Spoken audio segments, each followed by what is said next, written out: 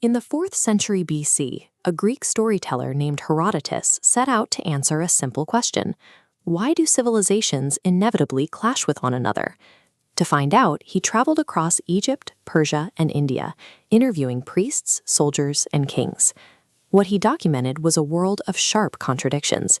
He saw societies capable of engineering monumentally large pyramids and complex urban water systems, yet these societies were constantly torn apart by routine, staggering violence. The root of this instability came down to a structural flaw of antiquity. The prosperity, safety, and daily lives of millions of people rested entirely on the fragile psychology of a single absolute monarch. The sweeping histories of India, Persia, Greece, and Egypt were largely shaped by men who fell into 3 distinct categories: the Conqueror, the Madman, and the Philosopher. To understand how the foundations of the modern world were actually forged, we have to look at how these 3 archetypes wielded their absolute power. We start with the conquerors. Take Croesus, the ruler of Lydia in the 6th century BC. He was widely considered the wealthiest man on earth, sitting on unmatched gold reserves. But that concentrated wealth blinded him to his own vulnerabilities. When Croesus saw a neighboring empire growing in strength, he consulted an oracle to see if he should attack. The oracle told him that if he went to war, he would destroy a great empire. Taking this as a guarantee of victory, Croesus attacked.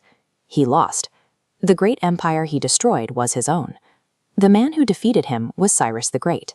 Cyrus absorbed Lydia and rapidly conquered vast stretches of West and Central Asia, building the Achaemenid Empire, the largest superpower the world had seen to that point. But Cyrus was driven by an insatiable thirst for conquest. He could not stop expanding. This drive pushed him deep into the Eurasian steppes to invade the territory of the Massagetae, a fierce nomadic tribe led by Queen Tomyris. Queen Tomyris warned Cyrus to turn back. He ignored her. In the resulting battle, the Persian forces were wiped out. Cyrus himself was executed on the battlefield, his severed head dunked in a skin full of human blood to finally quench his thirst for violence. We see this pattern repeat across continents. In India, Chandragupta Maurya capitalized on the power vacuum left by Alexander the Great. Through aggressive warfare and a force of hundreds of thousands of infantry and war elephants, he successfully forged a unified Indian empire. The conqueror archetype is highly effective at building expansive physical borders. But because their authority relies entirely on forward momentum, their legacies are defined by perpetual warfare, which almost always ends in their own destruction. Then there is the second archetype.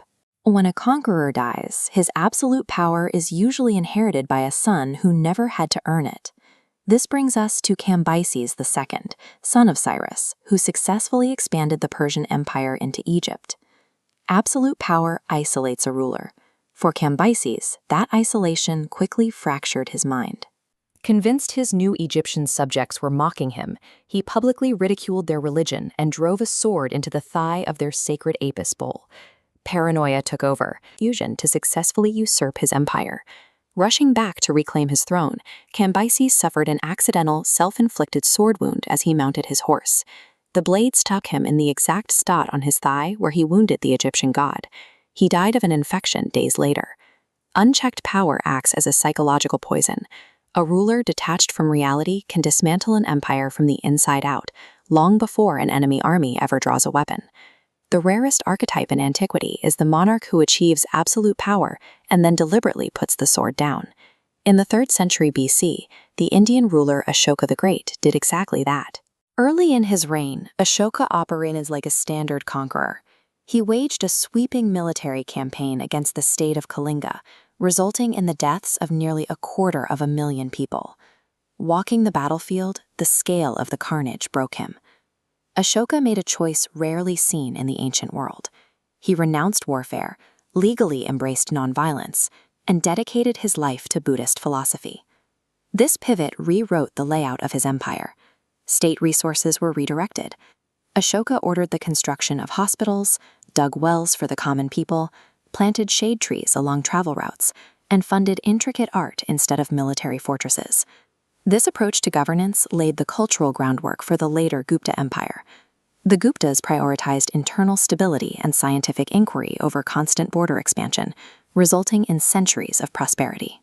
By funding great centers of learning like the university at Nalanda, these empires produced significant intellectual breakthroughs. Scholars like Aryabhata use this stable environment to accurately approximate the value of pi, discover sine and cosine functions, and deduce the rotation of the Earth. The philosopher king sacrifices physical conquest to cultivate intellectual capital. In doing so, they leave a mark on humanity that outlives any stone monument. The harsh reality is that physical borders are temporary. The Lydian, Persian, Mauryan, and Gupta empires eventually collapsed, their borders erased by time. Yet intangible ideas survived. The democratic spirit at Thermopylae and Salamis outlived the armies that marched against them. The same is true for the Indian mathematical texts that laid the groundwork for modern astronomy. The ideal of nonviolence championed by Ashoka still influences political movements today.